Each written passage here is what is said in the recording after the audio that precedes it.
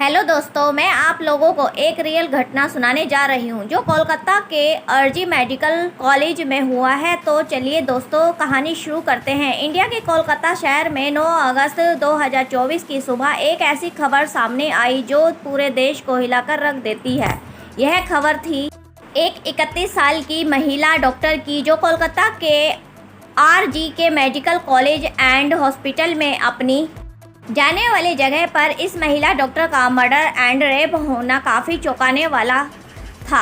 इस घटना का खुलासा तब हुआ जब डॉक्टर के हाथ बॉडी का पोस्टमार्टम किया गया। उस रिपोर्टर ने लोगों की रूह तक को हिला दिया, क्योंकि यह मामला सिर्फ एक मर्डर का नहीं था बल्कि उससे कहीं ज़्यादा खौफनाक केस था।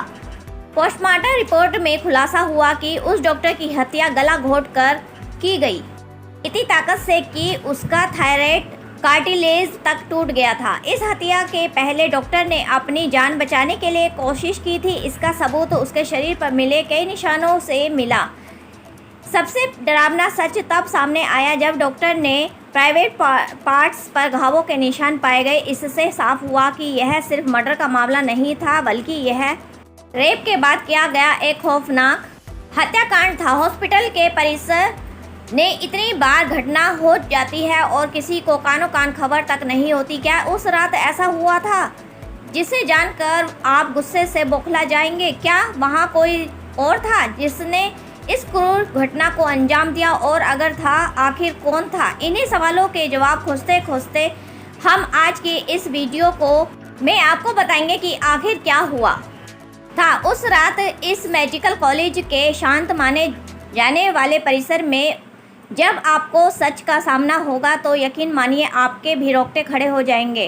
Guys, before starting this video let me tell you कि मैं यहाँ उन पर फैमिली डॉक्टर को सपना नाम से रेफर करने वाली हूँ। यह उनका रियल नाम नहीं है, सो कंफ्यूज मत होना। सपना एक जूनियर डॉक्टर जो कि कोलकाता के आरजी कर मेडिकल कॉलेज एंड हॉस्पिटल से अपनी डॉक्टर की ट्रेनिंग ले रही थी 8 अगस्त 2024 को। और दिन की तरह सपना अपनी नाइट शिफ्ट पर होती है और वह अपनी जॉब पर रही होती है। तभी रात के 11 बजे उन्हें अपनी मां का फ़ोन आता है, जैसे कि हर दिन आता था, क्योंकि पेरेंट्स को तो अपने बच्चों की चिंता हमेशा होती है। सपना की माँ उनसे पूछती है कि क्या तुमने खाना खा लिया और तबीयत वगैरह तो ठीक है तुम्हारी?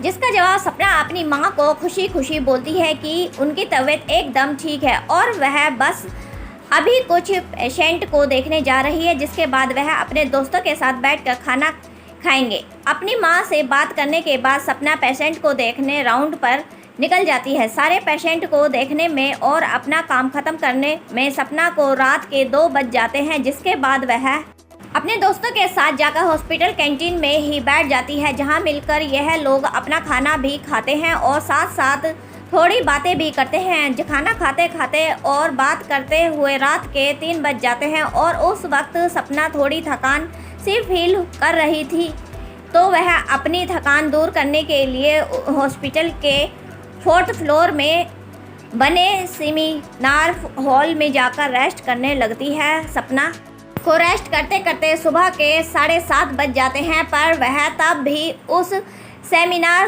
हॉल से बाहर नहीं आती, तो काफ़ी ज़्यादा परेशान करने वाली बात थी, क्योंकि सपना कभी भी आधे घंटे से ज़्यादा का ब्रेक नहीं लेती थी। हॉस्पिटल का एक वर्कर जो कि सुबह की शिफ्ट स्टार्ट होने से पहले हॉस्पिटल के सारे रूम्स को चेक कर रहा होता है और वह ऐसे ही सारे रूम्स को चेक करते हुए उस सेमिनार हॉल की तरफ जाता है। जैसे ही वह सेमिनार हॉल के बाहर आकर उसका गेट खोलता है, उसकी आंखों के सामने होता है यह भयंकर नज़ारा, जिसे देखकर वह बहुत ज़ोर ज़ोर से चीख पड़ता है। उस वर्कर की चीख सुनकर आसपास के लोग वहां इकट्ठे होने लगते हैं और देखते ही सेमिनार हॉल के अंदर सपना की बॉडी बिना कपड़ों के पड़ी हुई है और उसके बॉडी पर कुछ ब्लड के निशान भी हैं। वहां खड़े सब लोगों के लिए यह एक सपना से कम नहीं था, स्पेशली दूसरी फीमेल डॉक्टर्स एंड वर्कर्स के लिए, क्योंकि उन्होंने अपनी आंखों के सामने ऐसा नज़ारा पहली बार देखा था। वह भी हॉस्पिटल के अंदर सपना की बॉडी को देखकर आसपास खड़े सारे लोग उसे एक स्ट्रेचर पर लेटाते हैं और इमरजेंसी रूम में ले जाते हैं ताकि डॉक्टर्स इसकी इलाज कर सकें। काफ़ी देर तक डॉक्टर्स के इलाज करने के बाद भी सपना कुछ घंटों के बाद अपना दम तोड़ देती है। हॉस्पिटल में कुछ लोग थे जो कि इस मर्डर एंड रेप केस को एक नॉर्मल केस दिखाने की कोशिश कर रहे थे, जस्ट बिकॉज कि वो इस हॉस्पिटल का नाम बचा सके। बट जब पोस्टमार्टम रिपोर्ट्स आती है तो सब दूध का दूध और पानी का पानी हो जाता है। उन रिपोर्ट्स के साफ साफ पता चल जाता है कि सपना के साथ किसी ने ज़बरदस्ती गलत हरकत करने की कोशिश की और जब वह उस इंसान से अपने आप को बचाने लगी तो उसने उसका गला घोंट दिया और उसे बहुत बुरी तरीके से मारा भी और फिर उसका रेप भी किया। यह सारे प्रूफ मिलने के बाद यह केस पुलिस को हैंड ओवर कर दिया जाता है एंड पुलिस वाले इस क्रिमिनल को पकड़ने के लिए लग जाते हैं। सबसे पहले पुलिस उस क्राइम सीन पर ही छानबीन करती है जहां यह सब कुछ हुआ। किस्मत से पुलिस वालों को वहां पर सपना के लिए कुछ नेल्स एंड ब्लड सैंपल मिलते हैं और साथ ही एक ब्लूटूथ नेक पैड। यह केस शायद और भी जल्दी सॉल्व हो जाता अगर उस फ्लोर पर सीसीटीवी कैमरा होते तो, बट बदकिस्मती से उस सेमिनार रूम के अंदर या उसके आसपास कोई सीसीटीवी कैमरा नहीं थे। लेकिन जिस रास्ते से उस फ्लोर पर एंटर करा जाता था वहां पर कुछ सीसीटीवी कैमरे थे। पुलिस वाले उन सीसीटीवी कैमरे में सुबह के 3 बजे से 8 बजे के बीच की रिकॉर्डिंग चेक करते हैं कि इतने टाइम के बीच कितने लोग उस फ्लोर पर आए और गए थे। उस सीसीटीवी के फुटेज को चेक करने के बाद यह पता चलता है कि टोटल 6 लोग इस फ्लोर पर आए गए थे। यह पता लगाने के बाद पुलिस वाले एक एक करके उन 6 लोगों को पूछताछ करने के लिए बुलाते हैं कि वो लोग वहाँ पर उस टाइम पर क्या कर रहे थे और उन लोगों को इस बीच यहाँ कुछ भी अजीब दिखा कि नहीं। उन लोगों से पूछताछ के दौरान पुलिस वाले उनका फ़ोन का ब्लूटूथ भी ऑन करके चेक करते हैं कि जो ब्लूटूथ हेडसेट उन्हें मिला था उनसे किसका था, क्योंकि आपको पता होगा कि एक बार आप किसी ब्लूटूथ डिवाइस से अपना फ़ोन फेयर करते हो तो अगली बार वह उससे ईजिली कांटेक्ट हो जाता है। और फाइनली पुलिस वालों को यह ट्रिक काम भी आती है क्योंकि यह ब्लूटूथ नेक बोर्ड उन 6 लोगों में से एक आदमी के फ़ोन से कनेक्ट हो जाता है जिसका नाम था संजय राय, जो कि एक सिविल वॉलंटियर्स के अंडर काम करता था और उनकी हेल्प करता था छोटे मोटे कामों में मैनेज करने में लायक। आपने बहुत सारे फैसिलिटीज़ एंथोराइटिस पार्किंग या भीड़ भाड़ वाले एरिया में देखा होगा कि कुछ ब्लू कलर की यूनिफॉर्म पहनकर ऑफिसर्स खड़े रहते हैं जिनका काम होता है कि विदाउट एनी रीज़न कहीं भी ज़्यादा क्राउड इकट्ठा ना हो। तो अब पुलिस वालों को अपना पहला कातिल मिल चुका था जिसके बाद संजय राय से गुस्से से पेश आने वाले हैं। बट संजय पुलिस वालों की किसी बात का भी जवाब नहीं दे रहा था क्योंकि वह ज़्यादा नशे की हालत में था। उस बीच पुलिस वाले संजय को का फ़ोन भी चेक करते हैं जिसमें उन्हें भर भर के फोनोग्राफिक कॉन्टैक्ट मिलता है जिससे उसका शक यकीन में बदल जाता है कि संजय ही सपना के मर्डर का मेन कल्प्रिट है। जिसके बाद पुलिस वाले संजय राय को और ज़्यादा डराने लगते हैं एंड फाइनली डर कर अपना गुनाह कबूल भी कर लेता है कि उसने ही सपना को मारा है और उसका रेप किया है। यह पता लगाते ही कुछ पुलिस वाले और प्रूफ कलेक्ट करने संजय राय के घर जाते हैं जहां पर उन्हें एक जूता मिलता है जिसके ऊपर कुछ खून जैसे ही धब्बे थे।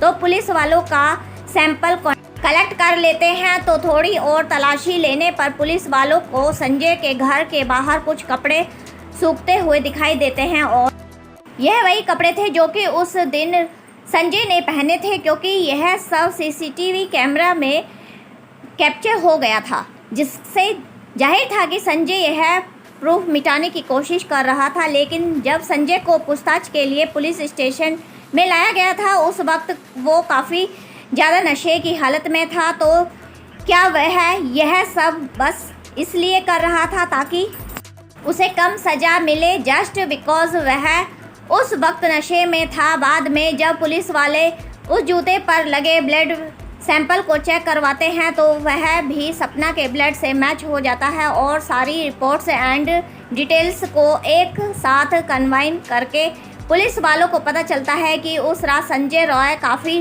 ज़्यादा नशे की हालत में था और वह रात के 11 बजे हॉस्पिटल के अंदर एंटर करता है। संजय अक्सर उस हॉस्पिटल में नाइट शिफ्ट किया करता था, तो उसे वहाँ की काफ़ी अच्छी नॉलेज भी थी कि कहाँ पर कैमरा है और कहाँ पर नहीं। तो वह आराम से उसे हॉस्पिटल के 4th फ्लोर पर जाकर बैठ जाता है, क्योंकि वह नहीं चाहता था कि उसे ज़्यादा नशे की हालत में देखे, वरना वह अपनी जॉब से हाथ धो सकता था। फ्लोर पर जाते ही वह अपना आराम से सो जाता है। तब उसकी आंखें खुलती हैं, तब वह सुबह के 3 बजे चुके थे। तभी संजय की नज़र सपना पर पड़ती है, जो कि रेस्ट करने सेमिनार हॉल में जा रही थी। सपना को अकेला देखकर संजय के इरादे बिगड़ने लगते हैं और वह पहले काफ़ी देर तक उस फ्लोर के चक्कर लगाने लगता है, यह कंफर्म करने के लिए कि कोई यहाँ पर ज़्यादा आ तो नहीं रहा। जब उसे लगता है कि यहाँ का रास्ता साफ़ है तो वह 4 बजे सेमिनार